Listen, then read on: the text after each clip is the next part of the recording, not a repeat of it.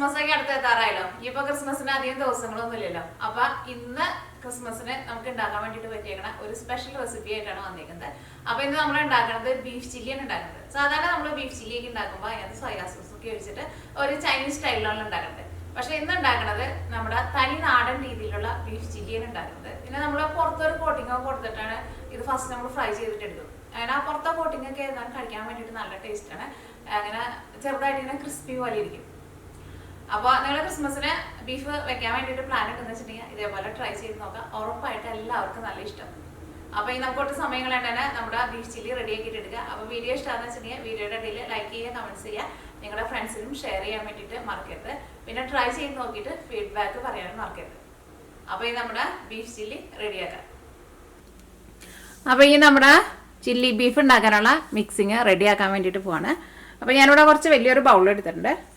ഞാനിവിടെ 1/2 കിലോ ബീഫായിട്ട് എടുത്തേക്കുന്നത്. ബീഫ് നന്നായിട്ട് കഴുകിയെടുത്തിട്ടുണ്ട്. ബീഫ് നിങ്ങൾ കട്ട് ചെയ്തിട്ട് എടുക്കുമ്പോൾ നല്ല കനം കുറച്ചിട്ട് ഇതേപോലെ ഇങ്ങനെ നീളത്തിൽ കട്ട് ചെയ്തിട്ട് എടുക്കണം.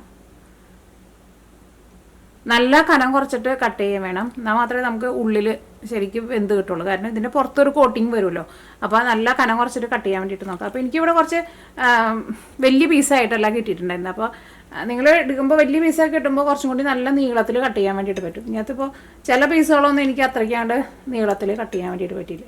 ഇതിലേക്ക് ആവശ്യത്തിന് ഉപ്പ് ചേർക്കുക.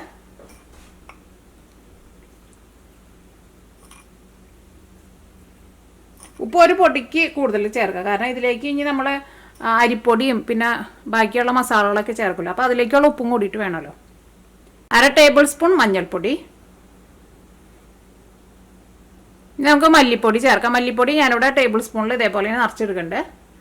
മല്ലിപ്പൊടി 1.5 ടേബിൾ സ്പൂണാണ് ചേർക്കുന്നത്. ഇനി 3/4 ടേബിൾ സ്പൂൺ മുളക് പൊടി ചേർക്കുക. ഇതിലേക്ക് നമ്മൾ പച്ചമുളക് അരച്ചും ചേർക്കുന്നുണ്ട്. കാരണം മുളക് പൊടി കുറേ ചേർക്കുന്നുണ്ട്. കാരണം എന്താണെന്ന് വെച്ചിട്ടുണ്ടെങ്കിൽ നമ്മൾ വറുത്തിട്ട് എടുക്കുമ്പോൾ മുളക് പൊടി കൂടുതൽ ചേർത്തിട്ടുണ്ടെന്ന് വെച്ചിട്ടുണ്ടെങ്കിൽ ആ പുറത്തെ കോട്ടിങ് പെട്ടെന്ന് അങ്ങോട്ട് കരിഞ്ഞു പോകും. ഇതിലേക്ക് ജിഞ്ചർ ഗാർലിക് പേസ്റ്റ് ചേർക്കുക. അത് ഞാനിവിടെ ഇഞ്ചിയും വെളുത്തുള്ളിയും രണ്ടും തുല്യ അളവിലെടുത്തിട്ട് അരച്ചെടുത്തിട്ടുണ്ട്. ഇതേപോലെ ഇങ്ങനെ ടേബിൾ സ്പൂണിൽ ചേർക്കുക. അത് നല്ല പേസ്റ്റ് പോലെ അരച്ചിട്ട് എടുക്കണം. ജിഞ്ചർ ഗാർലിക് പേസ്റ്റ് ഞാനിവിടെ 2 ടേബിൾ സ്പൂണാണ് ചേർക്കുന്നത്.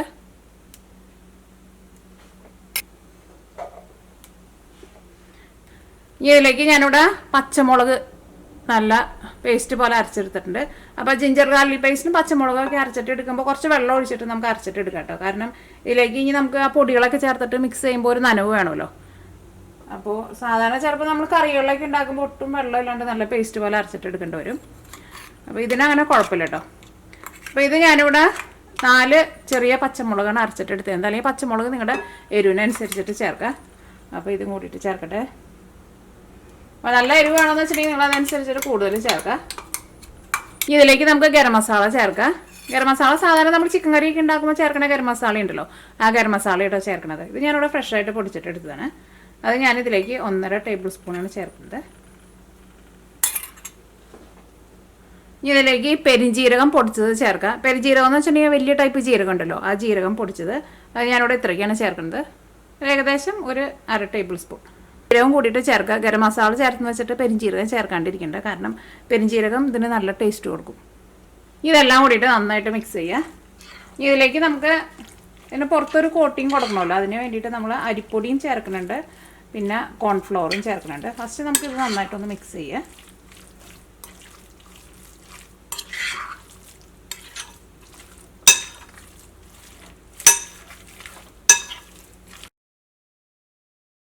ഇതിലേക്ക് നമുക്ക് നാരങ്ങ നീര് ചേർക്കാം. അത് ഞാനിവിടെ ഒരു നാരങ്ങയുടെ പകുതി നീരാണ് ചേർക്കുന്നത്.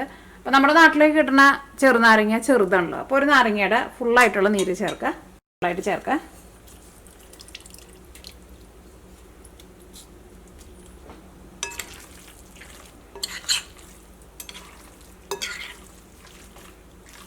അത് മസാലയൊക്കെ നന്നായിട്ട് മിക്സ് ആയിട്ടുണ്ട്. ഇത് 1 മണിക്കൂർ ഇതൊന്ന് മാരിനേറ്റ് ചെയ്യാൻ വേണ്ടിയിട്ട് വയ്ക്കാം. 1 മണിക്കൂർ തുടങ്ങിയിട്ട് ഒരു 3 മണിക്കൂർ അല്ലെങ്കിൽ ഒരു 4 മണിക്കൂർ വരെ വയ്ക്കാം. പക്ഷേ 1 മണിക്കൂർ എന്തായിരുന്നാലും നിങ്ങൾ വയ്ക്കണം കേട്ടോ. ഇപ്പം ഞാനിവിടെ 1 മണിക്കൂർ റെസ്റ്റ് ചെയ്യാൻ വേണ്ടിയിട്ട് വെച്ചിട്ടുണ്ടായിരുന്നു. ഫ്രിഡ്ജിലല്ല കേട്ടോ വെച്ചത്, പുറത്താണ് വെച്ചിട്ടുണ്ടായിരുന്നത്. ഇനി ഇതിലേക്ക് നമുക്ക് അരിപ്പൊടിയും ചേർക്കണം, കോൺഫ്ലോറും ചേർക്കണം. ഞാനിവിടെ ഇതേപോലെ ഇങ്ങനെ ടേബിൾ സ്പൂണിൽ നിറച്ചെടുക്കുന്നുണ്ട്.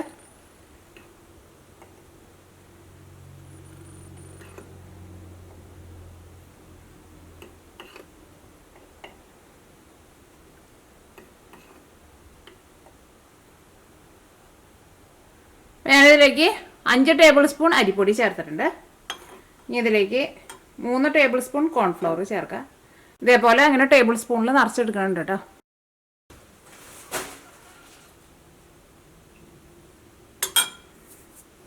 അപ്പോൾ ഞാനിതിലേക്ക് 5 ടേബിൾ സ്പൂൺ അരിപ്പൊടിയും 3 ടേബിൾ സ്പൂൺ കോൺഫ്ലവറാണ് ചേർത്തത്. അപ്പോൾ അരിപ്പൊടി നിങ്ങൾ ചേർക്കുമ്പോൾ ഇപ്പോൾ ഞാനിതിലേക്ക് വറുത്ത അരിപ്പൊടിയാണ് എടുത്തേക്കുന്നത്. നമ്മൾ കടയിൽ നിന്ന് റെഡിമെയ്ഡായിട്ട് വാങ്ങുന്ന അരിപ്പൊടി ആയിരുന്നാലും കുഴപ്പമില്ല. അല്ലെങ്കിൽ ഇപ്പോൾ നമ്മൾ സാധാരണ പുട്ട്, നൂലപ്പം, ഇടിയപ്പം ഒന്നാണല്ലോ, പത്തരി ഇതൊക്കെ ഉണ്ടാക്കാൻ എടുക്കണ അരിപ്പൊടി ആയിരുന്നാലും കുഴപ്പമില്ല കേട്ടോ. ഇനി ഇതെല്ലാം കൂടിയിട്ട് നന്നായിട്ട് നമുക്കൊന്ന് മിക്സ് ചെയ്തിട്ട് എടുക്കുക. അപ്പോൾ അത് മിക്സ് ചെയ്യുമ്പോൾ ഫസ്റ്റ് നമുക്ക് മിക്സ് ചെയ്ത് നോക്കാം. അത് കഴിഞ്ഞിട്ട് പിന്നെ വെള്ളം വേണമെന്നുണ്ടെങ്കിൽ അതനുസരിച്ചിട്ട് നമുക്ക് വെള്ളം ചേർത്ത് കൊടുക്കാം. അപ്പോൾ ഇതിന് നല്ലൊരു കോട്ടിങ് കിട്ടും. പച്ചമുളകൊക്കെ അരച്ച് ചേർത്തേക്കണതുകൊണ്ട് തന്നെ നല്ല എരിവുണ്ടാവും. അത് കഴിക്കാൻ വേണ്ടിയിട്ട് നല്ല ടേസ്റ്റ് ആയിരിക്കും.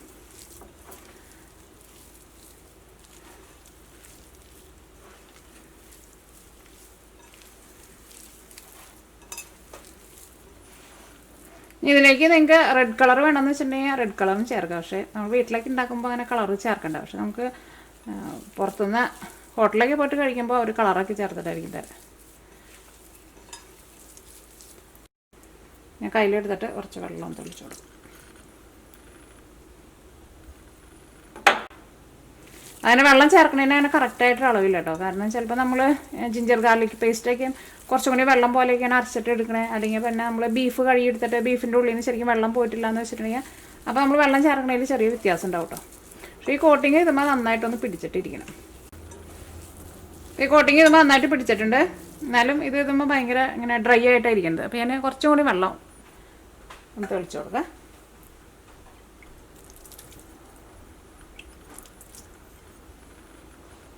ഇത്രയ്ക്ക് വെള്ളം മതിയോ. ഇനി ലാസ്റ്റ് നമുക്ക് ഇതിലേക്ക് പച്ചമുളകും കറിവേപ്പിലേക്ക് വറുത്തിട്ട് ചേർക്കാം കേട്ടോ. കറിവേപ്പില ഞാനിപ്പോൾ ചേർക്കണില്ല, കാരണം ബീഫിന് അത്യാവശ്യം നല്ല വേവുണ്ടല്ലോ.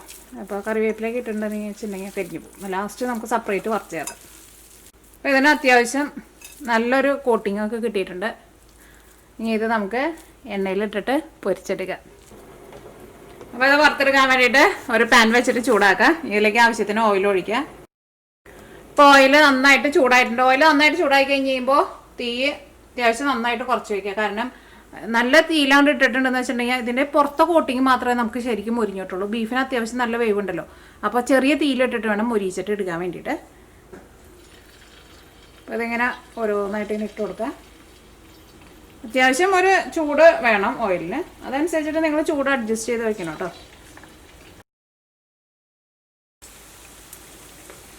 തീ ഒരുപാട് കൂട്ടി വയ്ക്കരുത്, പ്രത്യേകം ശ്രദ്ധിക്കുക. അപ്പം ഞാനിവിടെ ലോ ഫ്ലെയിമിലാണ് വെച്ചേക്കുന്നത്.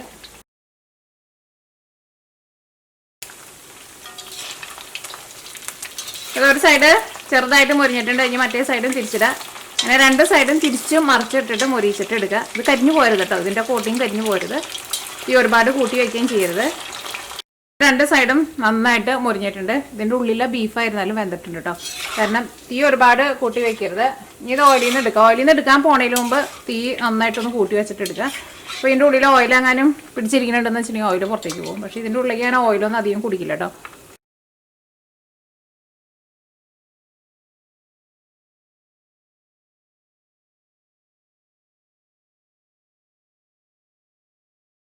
നമ്മുടെ ബീഫ് എല്ലാവരും നമ്മൾ വറുത്തെടുത്തിട്ടുണ്ട്. ഇതിലേക്ക് നമുക്ക് തേങ്ങക്കൊത്തും പിന്നെ പച്ചമുളകും കറിവേപ്പിലയും കൂടിയിട്ട് സെപ്പറേറ്റ് വറുത്തിട്ട് ചേർക്കാം. അപ്പോൾ ഞാനിവിടെ കുറച്ച് തേങ്ങക്കൊത്ത് നല്ല കനം കുറച്ചിട്ട് നീളത്തിൽ ഇതേപോലെ തന്നെ കട്ട് ചെയ്തിട്ട് എടുത്തിട്ടുണ്ട്. ഇത് നമുക്കൊന്ന് വറുത്തെടുക്കാം. തേങ്ങക്കൊത്ത് ഒന്ന് നന്നായിട്ടൊന്ന് മൊരിഞ്ഞ് വരണം.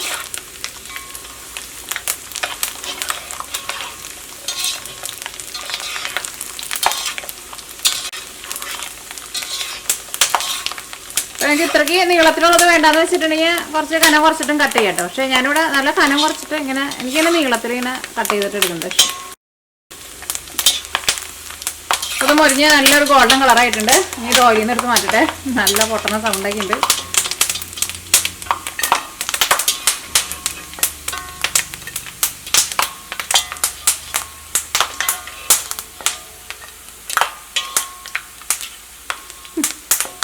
പൊട്ടാസ് പൊട്ടിക്കുന്ന സൗണ്ട്.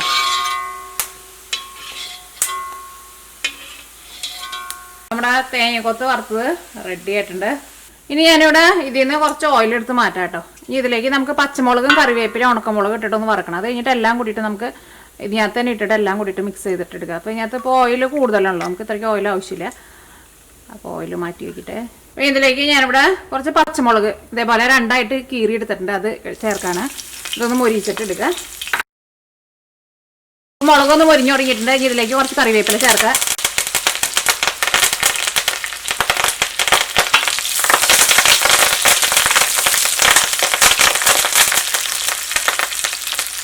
കുറച്ച് ഉണക്കമുളകും ചേർക്കുക.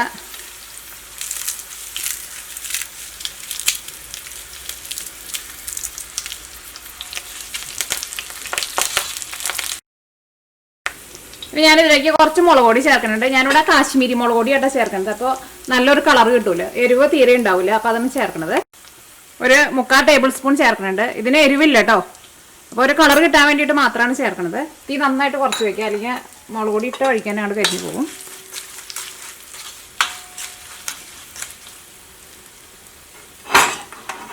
ഇതിലേക്ക് നമ്മൾ ആ വറുത്ത് വെച്ചേക്കണ തേങ്ങക്കൊത്ത് ചേർക്കുക. തീ ഒന്ന് കൂട്ടി വയ്ക്കുക. ബീഫ് നന്നായിട്ട് മുരിഞ്ഞ് നല്ല കറുമുറ പോലെയായിട്ടാണ് ഇരിക്കണത്.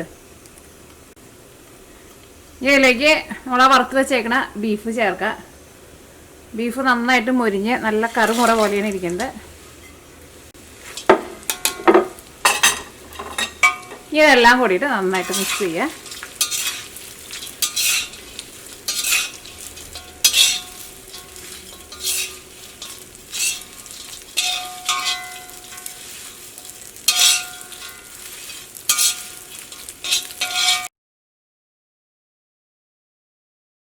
അപ്പോൾ ഇതാണ് നമ്മുടെ ബീഫ് ചില്ലി. അപ്പോൾ നിങ്ങളെല്ലാവരും ട്രൈ ചെയ്ത് നോക്കുക. ട്രൈ ചെയ്ത് നോക്കിയിട്ട് ഫീഡ്ബാക്ക് പറയാൻ വേണ്ടിയിട്ട് മറക്കരുത്. നാട്ട ബീഫൊക്കെ ആകുമ്പോൾ അത്യാവശ്യം നല്ല വേവുണ്ട്. അപ്പോൾ നല്ല കനം കുറച്ചിട്ട് കട്ട് ചെയ്തിട്ട് ചെറിയ തീയിലിട്ടിട്ട് വേണം മൊരിച്ചിട്ട് എടുക്കാൻ വേണ്ടിയിട്ട്. വേവിച്ചിട്ട് ഇതേപോലെ മസാലകളൊക്കെ മിക്സ് ചെയ്തിട്ട് വറുത്തിട്ട് എടുക്കരുത്, അപ്പോൾ അതിൻ്റെ ശരിക്കുള്ള ടേസ്റ്റ് കിട്ടില്ല. ഇതേപോലെ ഫ്രഷായിട്ട് മീറ്റ് എടുത്തിട്ട് വേണം ചെയ്യാൻ വേണ്ടിയിട്ട് കേട്ടോ. അപ്പോൾ നിങ്ങളെല്ലാവരും ട്രൈ ചെയ്ത് നോക്കിയിട്ട് ഫീഡ്ബാക്ക് പറയാം. അപ്പോൾ ഈ നമുക്ക് നാളെ വേറൊരു പുതിയ റെസിപ്പി ആയിട്ട് വരാം.